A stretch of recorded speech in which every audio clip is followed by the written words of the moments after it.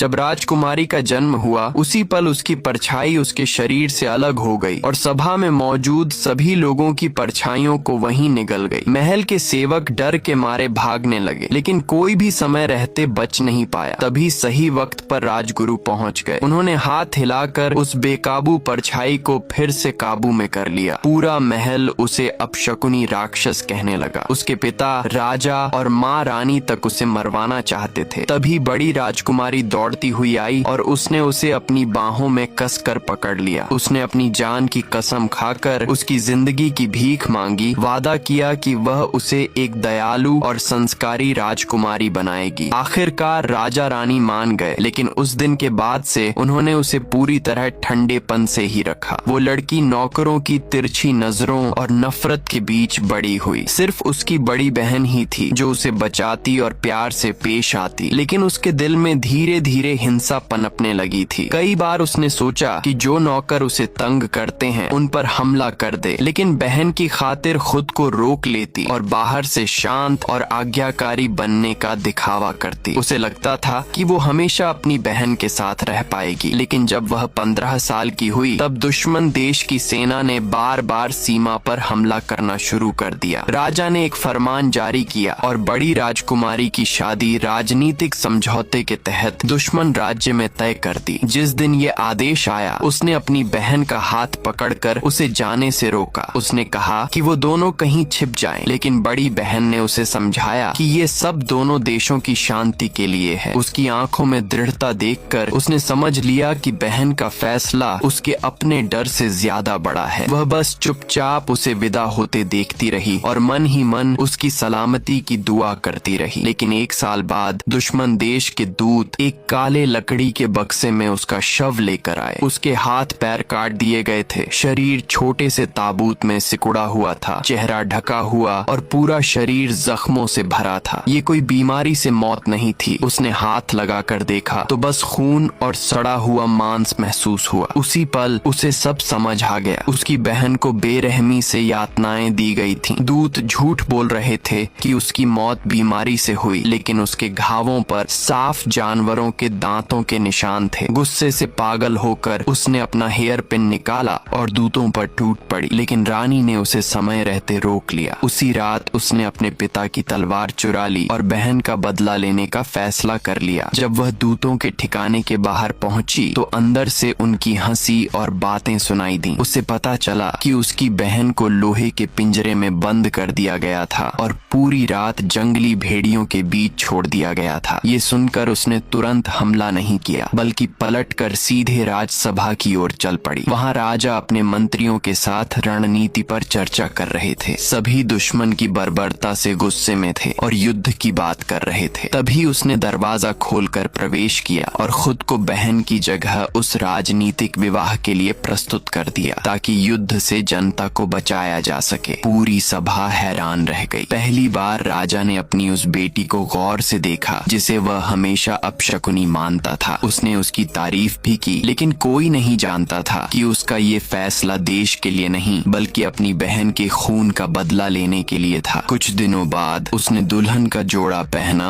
और दुश्मन राजा के शिविर में पहुंची। दुश्मन राजा आराम से अपने आसन पर बैठा था। उसकी प्रिय रखैल उसके पास लेटी हुई थी और वही भेड़िया जिसने उसकी बहन को मारा था उसके पैरों के पास बैठा था। रखैल ने उसे देखते ही मजाक उड़ाया, कहा कि ये तो बस खुद चलकर आई हुई शिकार है, और उसने इशारा किया तो भेड़िया उस पर झपट पड़ा। लेकिन उसके चेहरे पर डर नहीं था, सिर्फ बदले की आग थी। जैसे ही भेड़िया उस पर झपटा उसने तुरंत अपना हेयर पिन निकाला और सटीक निशाने से उसके गले में घोंप दिया। भेड़िया दर्द से चिल्ला उठा। उसकी आंखों में अविश्वास था, जैसे उसे यकीन ही न हो कि एक लड़की ने उसे इस तरह मात दे दी।